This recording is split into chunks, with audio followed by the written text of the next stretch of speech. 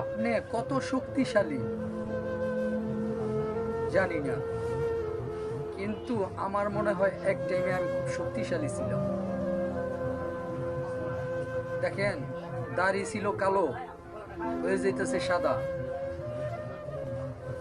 তো বয়স দিনে দিনে বাড়ে না কমে?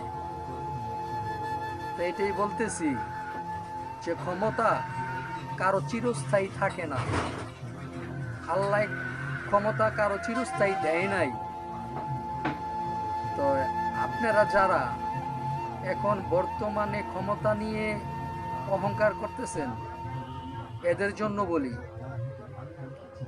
এমন কইরেন না যেন আমলিক সরকারের মতন পলায়া যাইতে হয়। আমরা দেশে থাকব ইনশাল্লাহ। তাহলে কি তাহলে কি আপনারা থাকবেন না?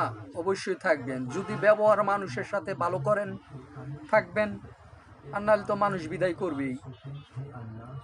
তো আমরা যারা এখনো বিএনপি করি বা অন্য অন্য দল করি, যারাই এখনো ক্ষমতায় আসি নাই বা আসবো, যেন মানুষের সাথে ব্যবহারটা ভালো করি, যেন দেশটাকে আমরা ভালোর দিকে নিতে পারি। তো ওই চিন্তা ভাবনা করবেন। দেখেন, আরেকটা জিনিস বলি, আপনারা ভাবছেন কি না জানি না, কিন্তু আমি কখনো ভাবি নাই যে আমলিক সরকার ক্ষমতা ছাড়বে, ঠিক আছে, কিন্তু এইভাবে দেশ থেকে পলায়া যাইব আর দেশে কখনো ফিরতে পারবো না, এমন চিন্তা ভাবনা করি নাই। কিন্তু দেখেন, এখন তো সে দেশ ছাড়ছেই, দেশের ভিতরে দেশের নিয়ে যে কোনো কথা বলবে ওইটাও সে পারতেছে না।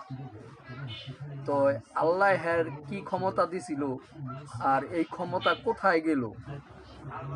কারণ সেই ক্ষমতার অপব্যবহার করছে, এই জন্য আল্লাহ তার চিরস্থায়ী ক্ষমতা কাইরা নিছে। তাই আমার ভিডিওটা কেমন লাগছে অবশ্যই বলবেন, আর ভালো লাগলে শেয়ার করবেন। তো সবাই ভালো থাকবেন, সুস্থ থাকবেন, আর ভিডিওটা সবাইকে দেখার সুযোগ করে দিবেন, যেন ভবিষ্যতে সবাই সাবধান হইতে পারে, যেন সবাই সাবধান থাকি। আসসালামু আলাইকুম ওয়া রাহমাতুল্লাহি ওয়া বারাকাতুহু।